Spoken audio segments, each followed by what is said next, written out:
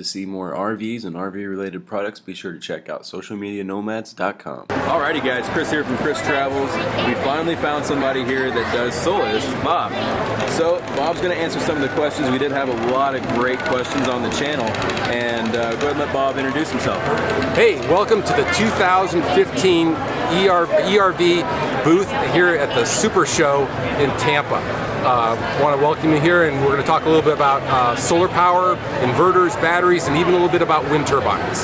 So the first question we had on the channel is, in your personal experience, I'm sure you have multiple years of experience, what's the best way you found to utilize the roof real estate on either a class A, B, or C? What do you think is the best way to do that? Well, what you want to look at is first, how much space you have, because that'll dictate how many panels you can put on. And once you have an idea of what's going to fit, we have a couple different solutions on how to mount it up there. So you got to see what's going to fit, how you're going to mount it, and once we get past those issues, we can figure out how to do the wiring and what solar charge controller you're going to need to go down to the batteries.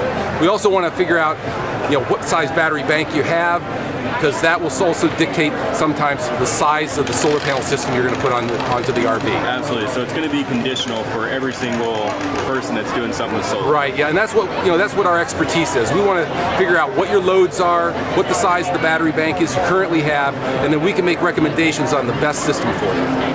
So a lot of people that watch this channel, they're not necessarily going to be worried about a TV, but some of them are. So if somebody was wanting to run a basic system, their goal is to get a smaller TV in their rig. What would you suggest, solar panel-wise, battery-wise, controller-wise?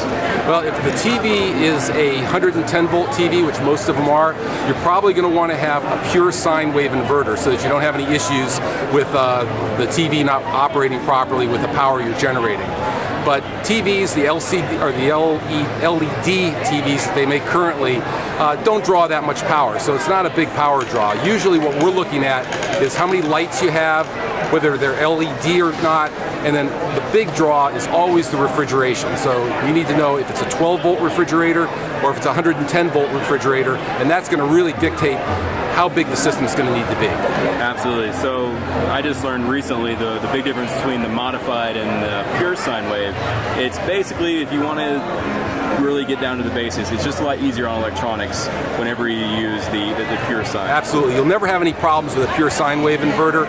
I just had somebody here at the booth that had some type of slow cooker that he tried to run on his modified sine wave, and it just wouldn't work. And so you never really know until you plug the piece of equipment in whether it's going to work or not on a modified sine wave. So first, let's go ahead and start out. What exactly is a smart charger?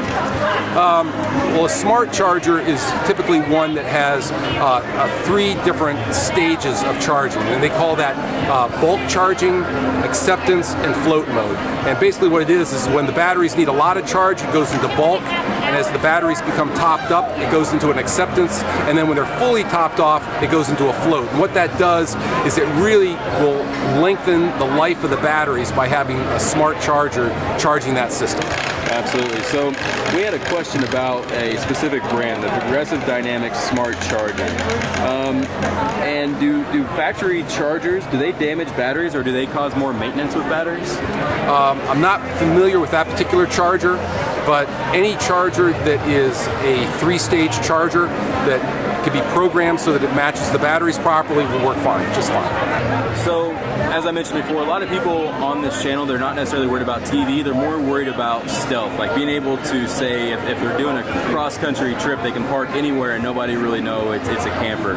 So in terms of somebody building a stealth camper like that, what would you suggest, and also what would be the minimal products that they would need to have a nice little system? I'm thinking something small on the roof, maybe like a flexible panel running down to some sort of inboard battery. So that'd be something that wouldn't off-gas, right? So what would you suggest? Right. I mean, your batteries, the AGM batteries, which are a maintenance-free battery, are typically the ones you want to use because you never have to check the fluid levels.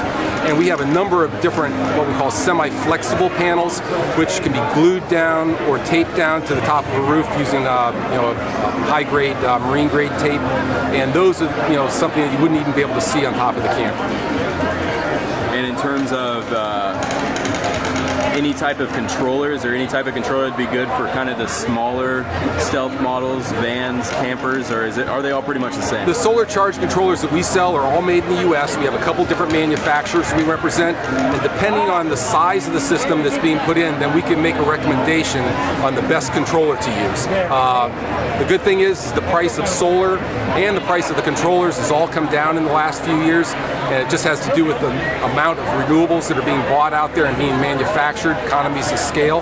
And so we've got the ability of coming up with a system that'll be priced right and also with the best newest technology. Absolutely. So for G and I coming up here in Seward, Alaska, the sun's not always out.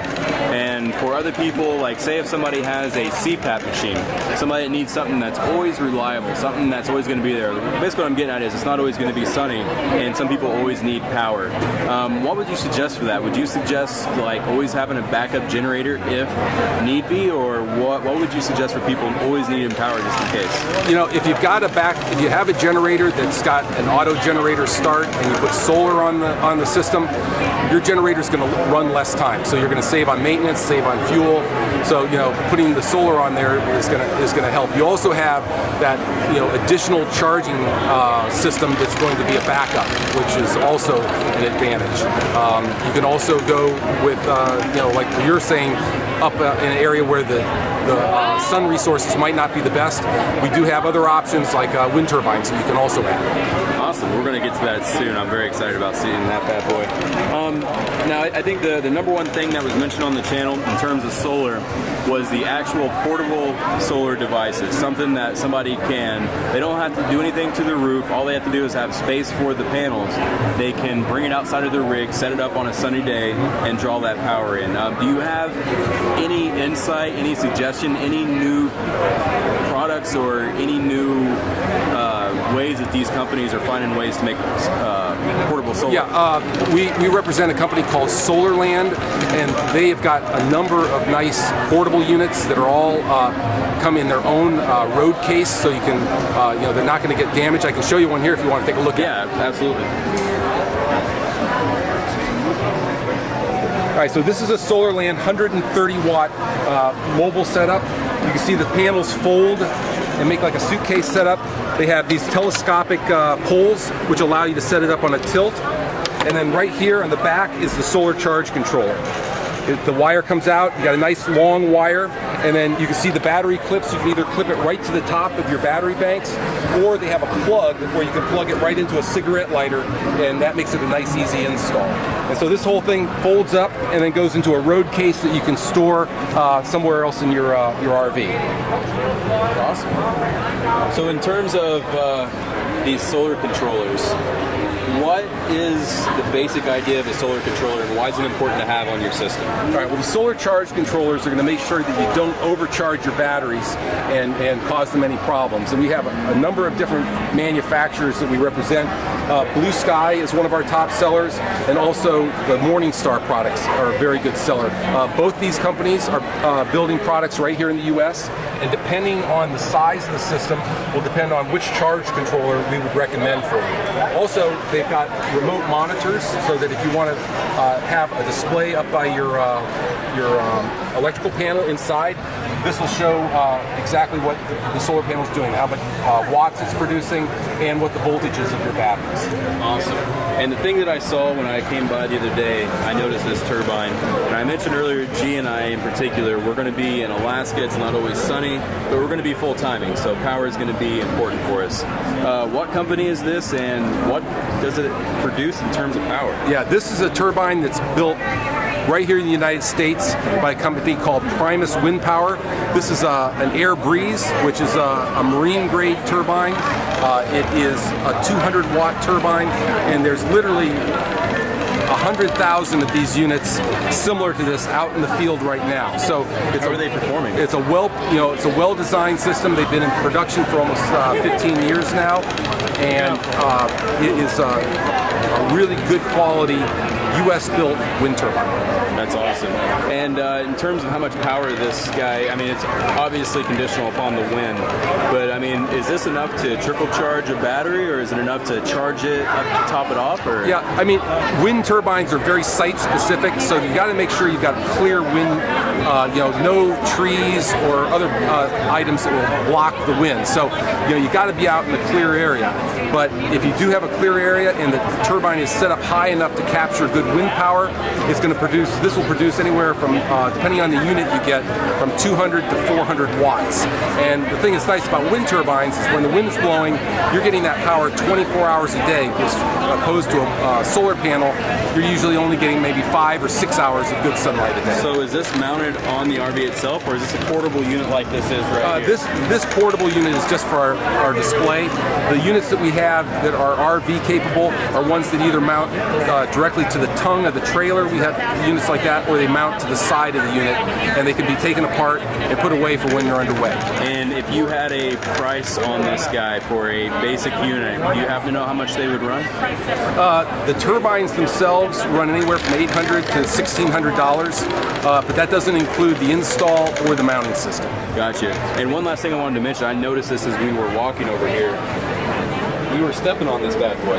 This little guy right this panel here is a true walk-on panel. It has non-skid built into the surface, and it is also semi-flexible. So if you have an area where you want to have a panel, but you also got to walk, it's a great application. That's awesome. And do you happen to know off the top of your head how much this little guy runs?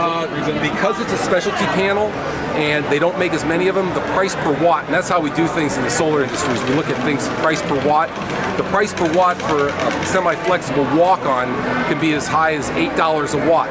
Whereas if you go to a large panel like this, which is something you might use on your home, we could see prices as low as $1 a watt. So you can see that's a huge price difference depending on what type of panel and what type of technology you're using. Absolutely. Well, thank you very much for your time, sir. If somebody wanted to get a hold of your company, how would they do so? It's ERV Solar, and if you go to ervsolar.com, check out our website. We have all of our prices. There's a shopping cart there. We ship everything out of our Fort Lauderdale warehouse, and we'd love to do business with you. Hey everybody, Chris here. And G. I'd like to thank everybody for watching. Please hit that like button if you could, and if you haven't done so already, please hit that subscribe button. And be sure to check out our latest videos from the Tampa RV Super Show, and also all of our videos about moving into our new Class A. Hope everybody's doing well out there. Catch you later.